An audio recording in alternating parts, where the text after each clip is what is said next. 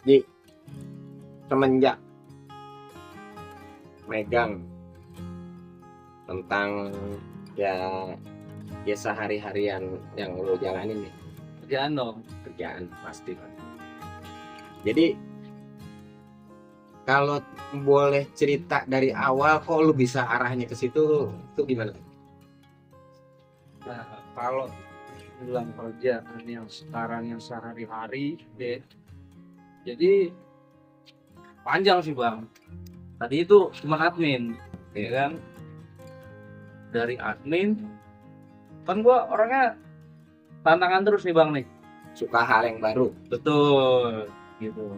Tadinya kan gua orang teknik ya kan, kayak baju gua nih bang nih. Hmm. M-Solver.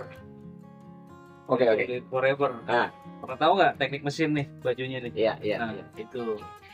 Nah, tapi awalnya kan sekarang lagi kerja di transportasi nih bang nih. Logistik. Logistik, ya kan? Logistik. Ada truk-truk ya kan? Dari yang paling kecil ada selain truk ada blind pan, Ya. ya kan? Ada mobil box, Ya. CDE, CDD. Mulai amplas. Naik lagi nih bang nih ke unit yang gedean, ada car carrier. Carrier, mobil pengangkut mobil. Betul. Mobil gendong mobil yang sekaligus Betul. ya. Beda ya sama towing ya. Kalau towing cuma satu kan. Betul. Kalau banjir kadang bisa ngangkat orang bang. Oh, mobil rescue. Mobil rescue. Iya. Nah, terus ada lagi. Mungkin teman-teman yang sering lihat tuh di jalan ada mobil kontainer. Jadi jangan sampai salah penyebutan nih bang nih. Kontainer adalah Kontainer boxnya, adalah boxnya, trailer adalah truknya, truknya. sasis adalah buntutnya. Betul, buntut adalah sasis, Iya. kepala adalah head, gitu. Iya, disebutnya trailer.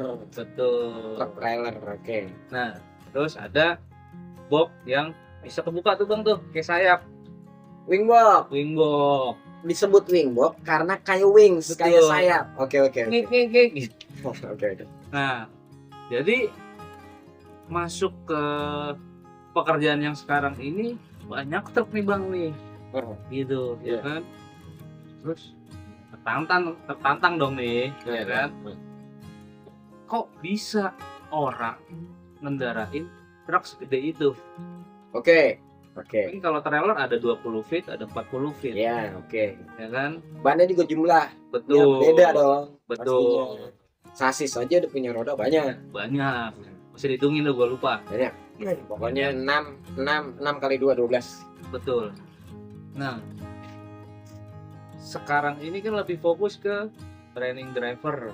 Nah, Bagaimana caranya driver membawa suatu kendaraan dengan aman dan nyaman? Nah, salah. Oh gitu, bukan. Jadi arahnya kemana tuh? Jadi sebagai driver itu bang, untuk di dunia logistik gak cuman berkendara nyaman. Oke. Gitu. Tanggung jawabnya gini bang.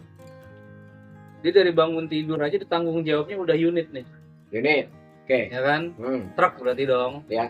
Nah, terus ada setelah unit itu ada pasti yang namanya logistik, ada barang.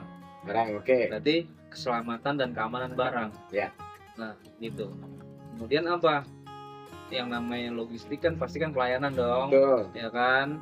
Nah, jasa nih, gitu, ketepatan, keselamatan, keamanan. Ketepatan mana nih? Ketepatan waktu, Pengiriman. dan bongkar pengiriman. Oke. Karena permintaan customer. Betul. Oke. Terus tapi yang paling utama adalah keselamatan dari driver. Oke. Memang seperti itu. Tuh. Nah, dari awal masuk bukan ngurusin itu tuh bang. Awalnya bukan. Awalnya bukan. Kayak gitu. Karena tertantang, belajar dong. Kebetulan di sini ada waktu itu driver school. Jadi dari Connect diajarin selama 3 bulan. Itu nggak cuma belajar nyetir nih, kita ajarin mental fit dulu. Apa tuh? Mental dan fisik. Mental dan fisik. Jadi di pembinaan mental dan fisiknya Terus apa namanya? Kenapa seperti itu? Hmm. Karena yang namanya di jalan, terutama di Priuk nih atau di Jakarta, lebih Mental kudu kuat lah. mental kudu Mental kuat. perang lah. Betul, tahu sendiri Priuk kalau macet kayak Oke, gimana. Oke. Terakhir aja kita bisa sampai 2 hari tuh. Betul. Oh iya, Ya kan? belum lama tuh. Belum lama, Belum tahun lama. ini. Itu, kasus di Pelabuhan Andri ya. Betul. Mungkin orang mikirnya karena karena truknya panjang-panjang, gede-gede, lelet-lelet. Betul. Padahal mah nggak seperti itu. Gitu. Jadi Kemudian, menurut analisanya apa tuh perkaranya? ya itu ada rahasia Rahasia. yang lebih tinggi lagi. Oke, kita Ya. nggak bahas di sini ya. Kalau gue punya pemikiran sendiri tentang itu, Bang. Nah, kemudian fisik gitu. Fisik si supir tersebut, Harus fisik, driver Bang. tersebut. Harus fisik. Oke. Bener-bener kuat gitu. Jadi dari dari pembinaan itu kita latih fisiknya, kita latih mentalnya. Kalau mentalnya salah satunya itu tadi kemacetan dan segala macam, kita sebagai driver ini, gue memposisikan sebagai driver nih Bang nih. Oke. Jadinya sebagai driver harus bisa harus kuat gitu. Kadang yang namanya perjalanan itu nggak sehari 2 hari Bang, Betul. bisa seminggu, bisa 2 minggu, apalagi dari Jawa Aceh. Taruh bang. Mau tanya sedikit nih, ini ngomong perjalanan jauh nih ya. Yang ada di sini supir perjalanan terjauh arahnya kemana bang? Yang pernah gua tahu itu Bang ya, dari sini nih, dari Pulau Jawa itu sampai ke Sumatera. Dari Jakarta ya? Ya, Sumateranya paling ujung, Aceh dong? Aceh. Mantap. Terus kemana lagi? NTT, Ke arah timur ke NTT? arah timur. Top. Kalau sekarang ini kita kalau ada event-event ada Mandalika Bang, nganterin mobil ke sana buat balapan. Kerer-kerer. Betul. Sebenarnya sangat menarik loh Bang. Kalau masalah kita ngomongin pekerjaan gua. Nih, gue cuma mau nanya dikit nih. Lo kan bisa ceritain dari mulai masalah safety, masalah kenyamanan, masalah ketepatan pengiriman waktu, masalah troubleshoot di jalanan. Sebenarnya lu selaku apa nih? Kenapa? Selaku apa gitu? Ya kalau dibilang sih ini Bang, ya malu juga nih nyebutinnya. Banyak senior juga. Nggak apa-apa. Jadi sebagai trainer Bang. Trainer Tapi dalam satu perusahaan swasta yang berada di Jakarta Utara. betul. Tapi masih baru Bang, masih junior banget lah. Junior bang. Gitu. Yang penting sertifikat pegang dong.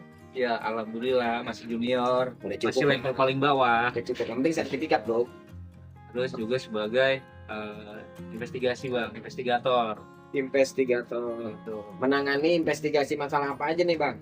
Terutama lebih ke insiden. Ya kalau insiden udah paling atas tuh Bang ya. Oke. Stop dulu bang, gue mau tanya nih. Apa bedanya insiden dan eksiden? Kalau simpelnya gini Bang, insiden itu bisa menimbulkan kerugian. Untuk Simpelnya ya, kita bahasa simpel nih. bahasa simpel. Biar gampang dipahami lah. Ya rekan-rekan driver juga artinya itu insiden. Insiden. Ya insiden itu ada kerugian tapi tidak menimbulkan korban jiwa. Oh, kerugian di pihak mana nih? Driver kah atau memang all? Ada kerugian di pihak unit atau pihak perusahaan atau juga kerugian di driver sendiri. Betul. Itu tapi tidak menimbulkan atau korban melahirkan korban. Betul. Itu disebut insiden. Betul. Kalau eksiden, Kalau eksiden yang kita kenal di dunia safety itu adalah yang paling parah Bang. Selain ada kerugian materi, ya juga ada korban jiwa. korban jiwa dalam artian ketika korban itu bukan korban jiwa tapi korban luka, itu termasuknya apa? Itu masih insiden Bang. Masih insiden. Masih Nanti insiden. insiden mencakup masih ada korban juga dong. Ya, Tapi tidak terkait dengan nyawa. ya Itu namanya insiden. betul, Kalau udah terkait dengan nyawa, eksiden. betul. Ya, mungkin teman-teman yang nonton punya pemahaman lain nih gitu. Karena apa? Di beberapa kebijakan atau apa ya namanya ya, di perusahaan lain lah gitu ya, ada yang di safety-nya itu ada yang seperti itu, sama kayak gue bang. Kalau eksiden itu udah menimbulkan korban jiwa gitu ya. Kalau luka-luka itu masih dibilang insiden. Ya sorry ya, kita nggak bisa menyebutkan perusahaan apa. Kita anggap perusahaan swasta yang ada di Jakarta Utara, tepatnya di Sultan. Nah, jadi dari trainer dan juga investigator bang, lebih utamanya sih ke situ, Gitu fokusnya ya? ke situ. Kenapa ke situ bang? Tantangannya lebih seru Oh gitu. ya. Di tempat kita kerja sekarang ini drivernya udah lebih dari 1000, Wow. unitnya hampir 1000 bang Oh, gitu. itu dari semua tipe ya? Dari semua tipe, dari yang paling kecil sampai Dari yang yang paling gede. rock sampai yang dewasa ya? Betul. Ada dari cucu sampai ke Kakek lah. betul itu bang. Kalau teman-teman, ya setidaknya dari pembicaraan ini kan mungkin ada yang bisa membuka pertanyaan dalam hati ya terkait tadi dengan insiden dan eksiden. Itu kan suatu kata yang hampir mirip tapi beda arti. Namanya X itu berarti mempunyai suatu kelebihan di insiden. Ya ada kelebihannya karena ada X-nya.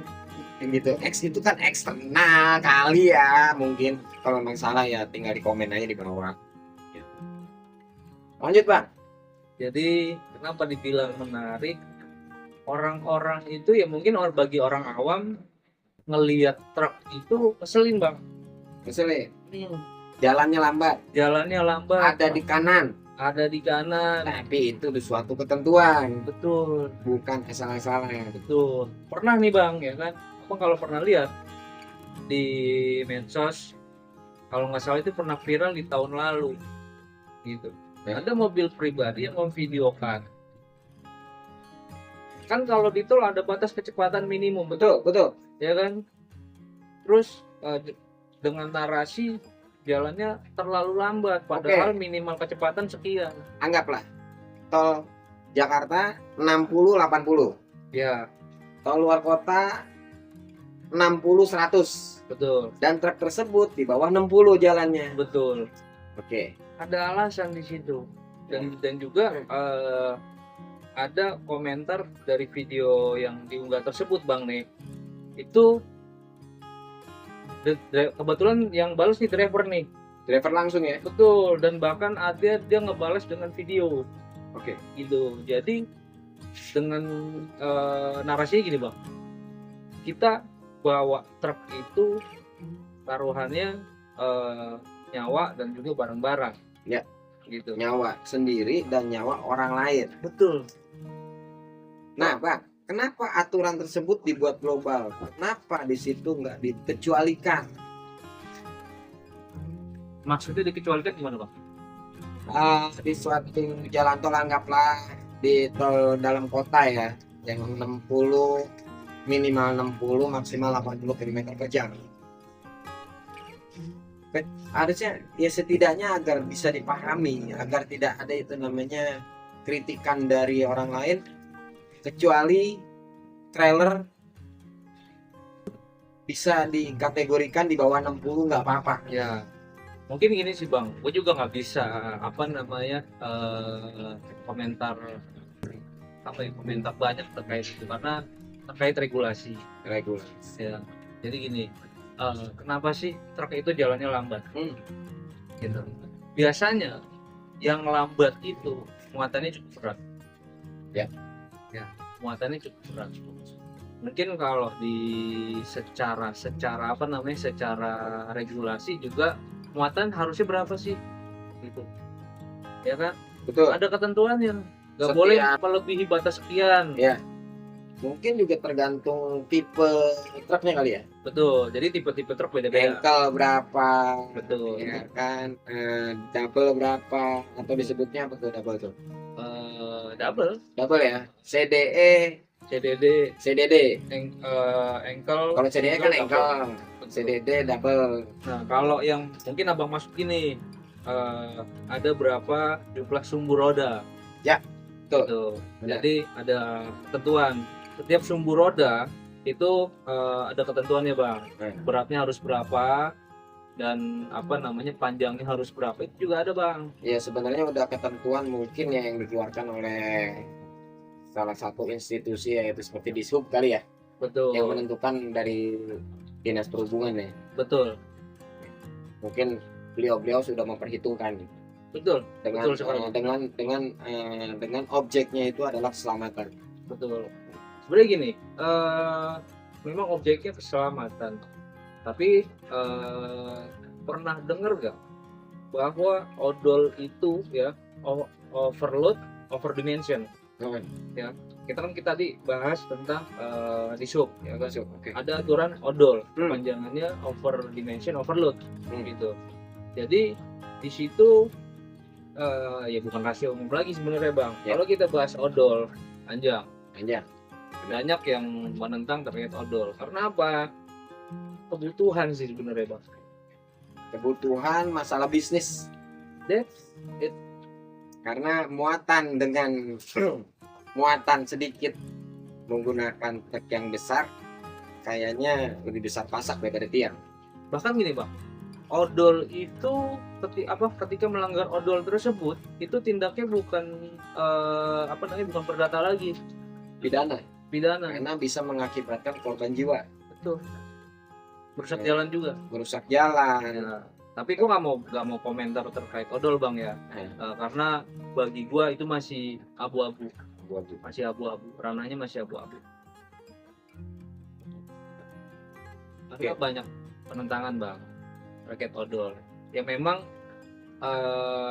terkait load ya atau muatan itu ya mungkin teman-teman bisa nilai sendiri. Di jalan itu ada yang truk jalannya cuma 20 km per jam, ada yang kalau kita lihat panjangnya sekian terus muatannya segunung ya kan. Ya memang secara safety driving itu memang nggak bagus bang gitu.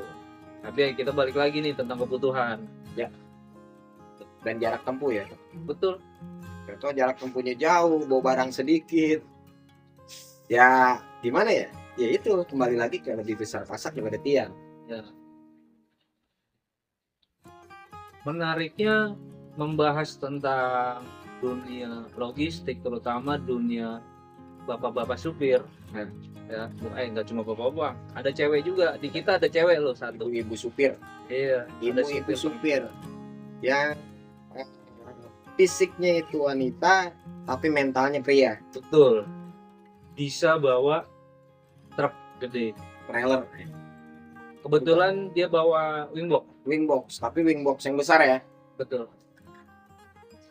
Nah, kalau kita bicara tentang driver itu sebenarnya Babang pernah masuk kemudi truk gak? Pernah. Truk apa coba? Trailer waktu itu. Trailer. Tinggi gak bang? Tinggi. Itu banyak blind spot. Banyak blind spot ya. Mungkin kalau teman-teman yang belum tahu blind spot itu titik buta. Jadi tanya driver. Betul. Jadi driver ini ya kita di setir kanan nih bang ya. Ya. Kita nggak bisa ngelihat leluasa sisi kiri. Apalagi pas persis di bawahnya samping ban. Nah kalau samping ban belakang iya nggak bisa, agak Ban susah. depan. Memang walaupun ada spion ya, ada spion gini. Ban depan itu bagian kiri kita masih ada kaca bantu bang. Oh iya, makanya truk itu spionnya banyak bro. Ya itu fungsinya bang, untuk mengurangi blind spot. Dan blind spot ada di sisi depan, tapi persis kira-kira setengah meter di depan truk itu blind spot nggak tuh? Maksud gua tiap-tiap unit beda-beda. Beda-beda. Karena tinggi unit itu macam-macam bang. Dari jenis merek truk itu pasti beda-beda jaraknya. Pokoknya intinya gini bang, blind spot itu semakin besar kendaraannya akan semakin jauh titik butanya, Semakin luas. Yang pasti di belakang blind spot. Untuk Masih semua blind tipe. spot. Ya, Makanya teman-teman tuh kalau bisa di belakang truk itu jaga jarak ya. gitu. Apalagi kalau truknya lagi berhenti. Nanti kita, apalagi di tanjakan ya. betul, nanti bisa kita buat bang nih konten khusus untuk blind spot. Karena apa? Gue sebagai investigator, sebagai trainer, sangat menyesalkan apa ya, kejadian-kejadian mobil pribadi, pemotor crash dengan pengemudi truk bang. Kasihan, jujur kasihan. Banyak pengguna jalan kendaraan pribadi itu selalu menyalahkan kendaraan besar. Oh iya, itu udah kayaknya hukum jalan ya. Ya, Seperti pejalan kaki ditabrak sepeda, sepeda yang salah. Sepeda ditabrak motor, motor yang salah. kita kalau ngebahas tentang kecelakaan truk dengan kendaraan pribadi Nggak bisa menang. nggak bisa menang, susah menang. Bisa, Tergantung, tapi kecil. bisa, sangat bisa, tapi sangat jarang bang, Kemungkinannya kecil ya. sangat kecil. Karena apa? Ego bang. Karena di situ ada nilai kerugian. Betul.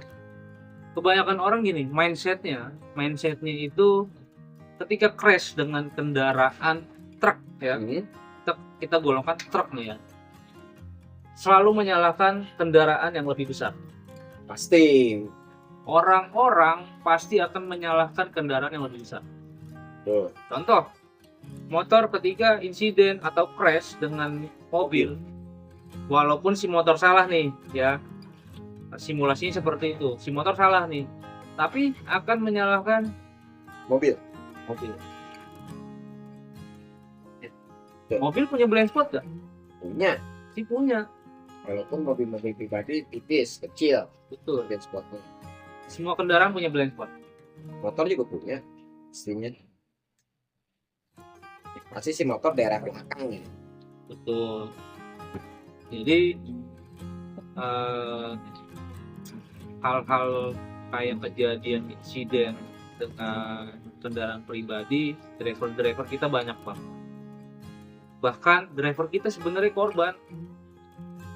Driver kita adalah korban. Oh iya, bisa dong terjadi truk ya, truk nabrak sepeda motor, padahal sepeda motor itu nabrak mobil pribadi di sampingnya mental ke truk kita. Ada bang.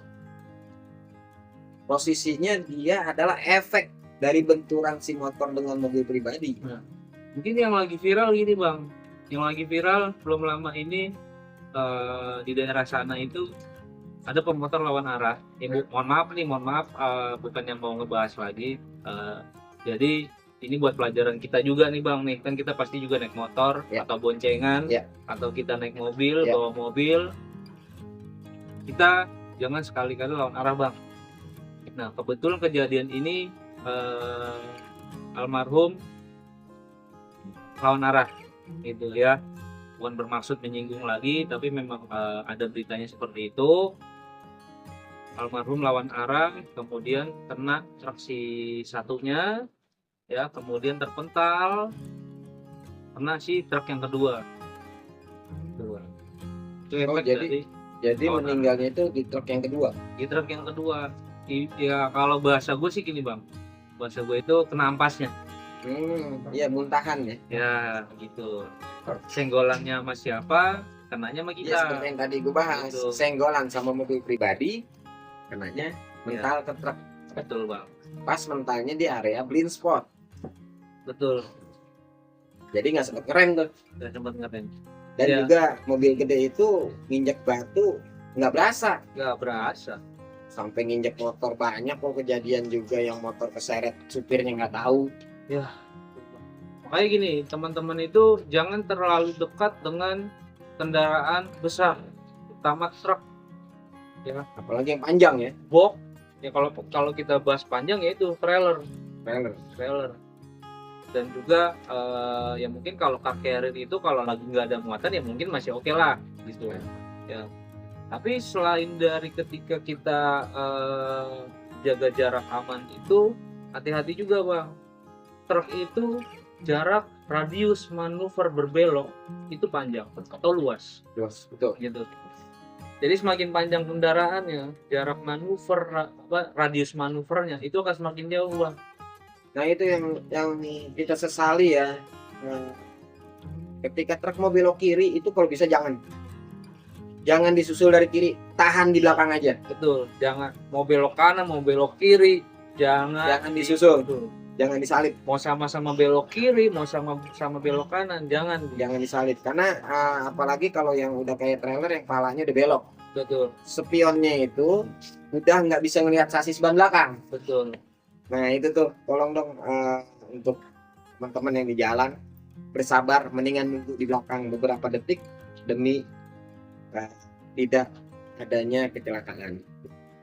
Nah gini, kalau trailer itu kalau udah belok ya, itu tadi dia nggak bisa ngelihat spion, nggak bisa ngelihat ban belakang dari spion.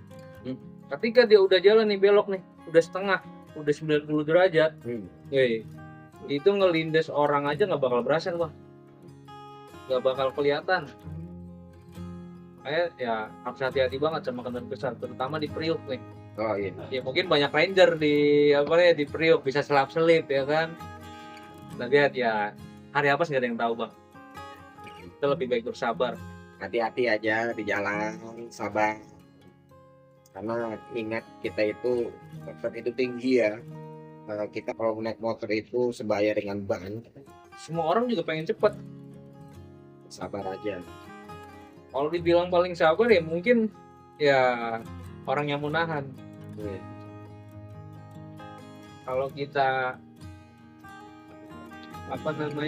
pada intinya ketika kita berkendara di jalanan, mau pakai motor, mau pakai mobil, mau pakai apa, objeknya bukan kecepatan, yaitu keselamatan. Betul, Bang. Mungkin kalau kita mau ngebut sedikit bedanya paling panjang banget, bedanya setengah jam, itu pun kalau perjalanannya jauh.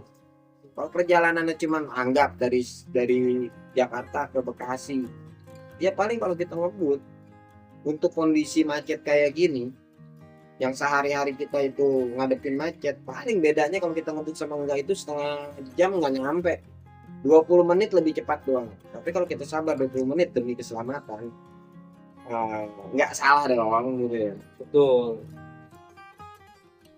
Pokoknya gini, di jalan itu kita harus sama-sama ngerti ya sama kendaraan besar. Dan juga ini pengalaman gue nih, Bang, gue kalau mau nyelip mau apa, gue selalu lihat spion supir dulu, mukanya supir ngelihat kita nggak. Betul. Kalau dia belum ngelihat kita, gue nggak berani. Betul. Karena kenapa? Tapi oke, secara logika kita nggak berada di blind spot, tapi secara mata driver blind spot. Betul. Nah jadi tolong, ini trik pribadi ya, ketika kita mau nyusul mau mobil pribadi, mau mobil, apalagi mobil truk, itu kita lihat spion dulu, supirnya lihat kita apa enggak, kita bel dulu, kita tandain, kita kasih sen dulu bahwa kita kasih tanda bahwa kita tuh mau nyusul. Contoh ngambil dari kanan, budayakan si kanan ya, harus itu kanan, kita kasih sen kanan agar yang di belakang juga nggak nyusul kita lagi, akhirnya bahaya yang akan menunggu. Kita lihat dulu tuh spion, supir udah melihat kita, ketika supir sudah melihat kita dan supir memberikan isyarat ke kita bahwa dia itu akan bersiap tidak bergerak, baru kita susul. Dan jangan ini, Bang, satu lagi yang kurang. Jangan ragu-ragu untuk ngeklakson. Betul. Satu itu. Kedua, atur kecepatan. Jangan membayangi atau berada terlalu lama di samping truk. Kalau memang posisinya memang lagi macet gitu, Bang, ya, bukan macet ya, lebih ke padat raya. Terus kita mau nyalip dari kiri nih, ya bukan mau nyalip sebenarnya, karena memang jalan. Dia berhenti dan kita dapat peluang jalan. Itu jangan ragu untuk klakson. Supir truk itu lebih senang kalau kita diklakson. Gitu. Jadi tahu kalau ada kendaraan nih di sisi. Gitu. Kita kasih warning ya. Kita kasih warning. Sen nggak cukup. Apalagi kita bawa motor. Supir truk itu nggak akan ngeliatin kita. Wajib sen. Ya. Karena untuk memberi kode kendaraan di belakang. Tuh. Ya, tapi untuk klakson itu sangat berguna buat supir truk. Sangat berguna. Dan juga kan khususnya kita sudah menerapkan yang namanya siang hari juga pakai lampu, lagi malam hari. Kayak malam hari itu lampu depan itu penting itu Penting. untuk ngedim, memberi isyarat bahwa kita itu supaya supir itu melihat ke belakang dan lihat posisi motor sennya menyala, dan headlampnya juga mengasih kode pakai dim Betul. bahwa kita itu akan menyalip, Bahwa kita itu ada. kita itu ada. Nah, terus tipsnya gini bang, kalau kita mau nyalip, yang namanya nyalip itu kan tadinya kita di belakang nih, ya kan, mau nyalip untuk ke depannya. Ya. Kalau lawan kita atau di depan kita itu truk, jangan coba-coba untuk nyalip 2 atau 3 meter di depan truk, lebihin bang. Itu Ya. lebihin, soalnya truk itu kalau ngerem nggak langsung berhenti, Tuh. dia pasti ada yang namanya penahanan beban, itu beberapa meter dia baru berhenti. Kalau dibilang bahasa fisikanya itu energi kinetik bang. Energi kinetik, benar-benar Ada Iya. beban, ada kecepatan. ada beban, ada kecepatan. Walaupun ban itu sudah tidak berputar karena dicengkram oleh rem, tapi laju mobil masih ada karena adanya beban, Ada gaya dorong. ada gaya dorong. F. Rumusnya apa tuh? F MS itulah. Kayak Itu ada gitu. rumusnya. Jadi Untuk teman-teman tuh diperhatikan ya, yang di jalanan yang sering, apalagi teman-teman kita yang mengaspal tiap hari seperti ojol, coba berhati-hati terutama di lampu merah, di lampu merah. jangan coba-coba berhenti di depan truk. Budayakan motor kalau bisa jangan di tengah dulu deh, kalau lampu merah Betul. berhentinya di pinggir. Kalau memang pun gini bang, kalau memang pun terpaksa harus berhenti ya, yang sebenarnya bukan terpaksa, maksain gitu. Di depan truk ini ada mobil nih, cuman jarak 1-2 meter gitu. Usahain klakson atau lambain tangan nih, kalau memang lagi berhenti itu ya kan, lambain tangan atau klakson. Gue juga sering gitu bang, gitu. Ya namanya pemotor ya tahu sendiri lah ya. Ya, Di Jakarta seperti apa paham. gitu. Jadi kita kan kalau perlu teriak-teriak, bang sorry gitu, klakson. Intinya sih ada yang namanya kode. Betul, biar supir itu tahu kita ada. Betul. Karena apa? Ya, sebagai investigator yang gue bilang tadi, pernah menginvestigasi beberapa hal seperti itu. Jadi pembicaraan kita itu ya berdasarkan pengalaman dari apa yang pernah terjadi, dan kita koreksi, kita perbaiki, dan kita instruksikan agar yang sudah pernah terjadi jangan sampai terjadi lagi. Betul. Dan kita, teman-teman yang sering di jalan, mohon berhati-hati.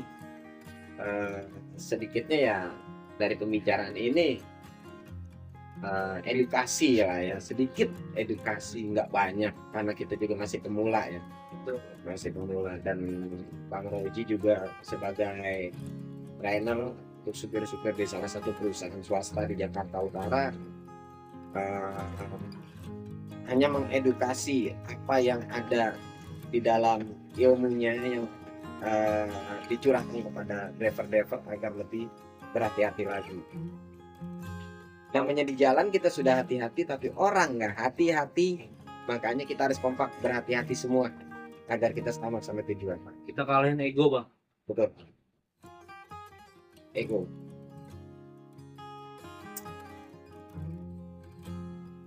Dan closing.